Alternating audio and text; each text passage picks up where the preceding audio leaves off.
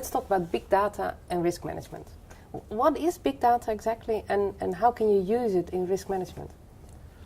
Well, there's no real definition what big data is. There's lots of different definitions according to the 3 V's, velocity, variety, and volume. There's also people that say actually anything that doesn't work on your desktop computer is big data.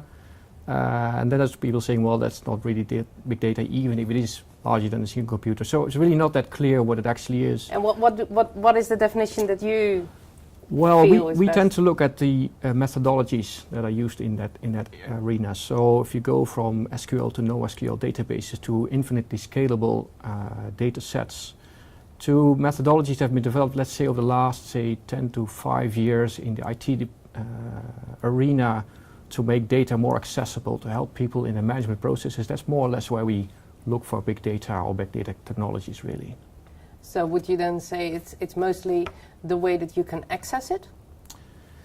Yeah, so from my perspective, the way that IT has developed new technologies over the last 5 years is more utilizing those kinds of technologies, going to the cloud, using edge analytics, going towards integrated systems, putting more data together. That's really where we see advances in IT that really made data more accessible to people wanting to use it for business purposes. And how can you use that in risk management? How does it help risk management? Yeah, so that's quite interesting for the risk management perspective. The idea is that the more information you gather, the more you could learn from it potentially. So that's really where the edge is on the big data for risk management. And in practice, it's not actually that easy to extract information from this data. What you would normally do in risk management is you have an incident database very specifically developed for a specific purpose, like supporting a fault tree or a bowtie. But now actually you can use any data that could give some information about your safety situation, like SCADA information or discussions we are having right now. And that's really where added value comes in from big data. There's more and more information you can use to tell you something about what's wrong in your organization and how to change it. And can you give an example of information that wasn't accessible before, and now with big data you can use that for your risk management? Yeah, so in one of the projects we're doing in Huddersfield, we're looking at data feeds from trains. So trains, they produce lots of data, and that information can now be used to see how fast the train is approaching a red signal, or how the driver's behaving in the train. So those are things that we wouldn't normally have access to from a risk management perspective. Or they would be based on reports, either manual or from digital systems, but just more to get from that kind of data. And how does that help your risk management?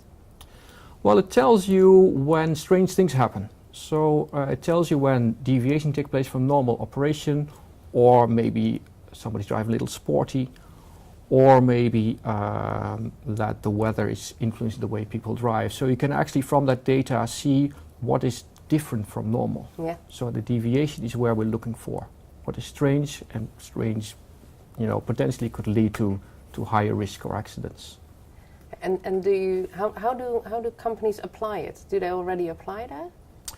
Yes, well, in the oil and gas as well as railway, remote condition monitoring is an important development. So lots and lots of detectors on oil rigs, on trains and on cars. They tell you about the state of the system. That data tells you something about whether something's about to break. And from that perspective, big data is used for safety in that perspective, be it mostly on the technological side of things. And do you feel that it could also be used more widely, not just on the technical side? Yeah, so I think one of the greater developments that are happening right now is to try and draw that kind of information, that kind of technology into the management system. Yeah. IT systems are developing for management support, like banks use systems for their financial transactions, or companies use a subsystem to make sure that their processes work the way they want to. That information can also be drawn into safety management, and that's really where a lot of exciting development is taking place at this point. Can you give an example of one of those exciting developments? I think remote condition monitoring is one of those exciting areas. So on trains, for instance, you'd have detectors sit by the edge of the rail looking at axle boxes overheating. And that's an important risk for the railways, and then there's an awful lot of data telling you of hundreds of trains passing every day, and you can just pick out, okay, this train, that axle, you should have a maintenance for. Yeah. And that makes risk control very specific. It's not just overhaul a train or look at things you'd have to do. No, it's this particular Excel box you'd be looking at. I think that's pretty exciting in relation to traditional safety management. Yeah, so you wouldn't have to rely on averages. So That's correct. A train has to be checked every so many months, but you can make it very specific. That's correct. That's correct. And I think that's a big step forward for maintenance and risk management. You don't no longer need probabilistic modeling. You can actually just count. You actually know exactly what the number of failures is rather than estimate it's 5% plus or minus something. Okay. That is exciting. That's quite exciting, yes. It also makes it difficult. It makes you have to change the management model rather than working with statistics and trying to get some broad brush safety procedure. You can just say, okay, this and this problem have to be solved today. Yeah. That one's tomorrow. Today we have more incidents than we had yesterday, so it becomes a really much quicker development process. So you can respond quicker as well? Well, in theory you could. Yeah. In theory you could.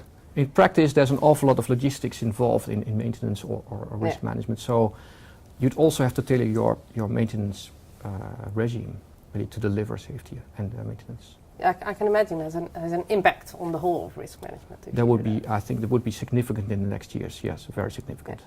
Yeah. And what impact do you think is what do you expect with the risk management? How does it change the coming? Well, it's going to be quicker in the sense that you would see earlier when deviations take place. You would also, I think, be more sensitive to small changes. Yeah. Rather than waiting for significant deviations from normal business process, you could see, okay, we have an increasing number of errors taking place. Maybe we should look into it rather than wait till you meet the threshold. Yeah. And how does that tie into the bowtie methodology? Well, I see the bowties as a graphical interface to tell you what the safety of your system is or the health state of your system is. So if data feeds bowtie nodes, you could see which barrier is deteriorating today and which one's deteriorating tomorrow. So it gives you this overview of your risk situation as a whole. Whereas individual remote condition monitoring just tell you about one barrier, the bowtie is supposed to tell you about all barriers or a number of barriers in a particular area. So that's where things come together.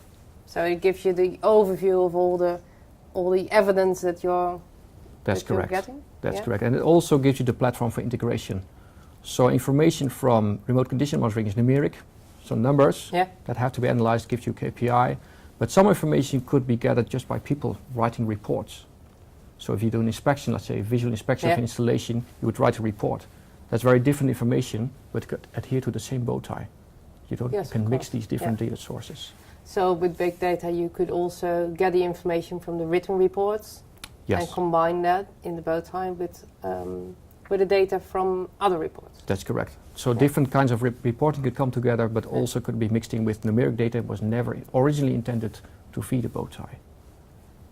Okay. So would you then say that the bowtie can be used as well to structure the data? Well, one of the roles we see for bowties is that the bowtie gives you the framework of things you want to be looking at. So given that you have, let's say, terabytes and terabytes of information on a computer, you still have to ask the right question to the information to see what you're looking for. So the analogy we use is like you're speaking to a smart person. The person being smart itself doesn't help you. But if you ask them the right question, then it helps you. So the bowtie is this, let's say, the structure that helps you ask the right questions to the data. Okay. So the bowtie becomes more important or less important with big data? I think it becomes more important. It's not just experts trying to interpret what the bowtie does, it's also combining information from different data sources to tell you how healthy your system really is. Okay. So it makes everything stronger? I think so, I think so. I've heard people say, once you go into the data area, you don't need so many people to do the interpretation. I think it's the other way around. The more data we get, the more important it is that the person interpreting the results actually is very good at that job. Because it's so much. That's right. Yes, that's right. Okay. Well, one last question. What do you have any advice for companies who want to use big data for their risk management? Where should I start? I think the important place to start is to make sure what you want as an organization, if you really want to change your safety management system towards a data-supported data management systems, you have to be very clear what the outcomes would have to be. Yeah. So that's a starting place. Then once you've made a decision, okay, this is the kind of information we're looking for, this is the management system we try to implement, you have to be very clear about your definitions. Yeah. You have to be very sure what's a central event, what is a barrier, and how should you interpret it as a group, because you as an individual would be able to interpret some kind of text and say this risk, this piece of text contains that risk, Yeah. but the computer can't. So they have to be very, very sharp on the definitions. And you can't negotiate them, okay? You Yeah. can't negotiate with the computer, it'll Yeah. just make the decision for Yeah. you. So that's also a very important thing, and that really trickles down into specification of the project. I think those are really important Yeah. things to keep in your mind. So does the role of the risk manager change within the company?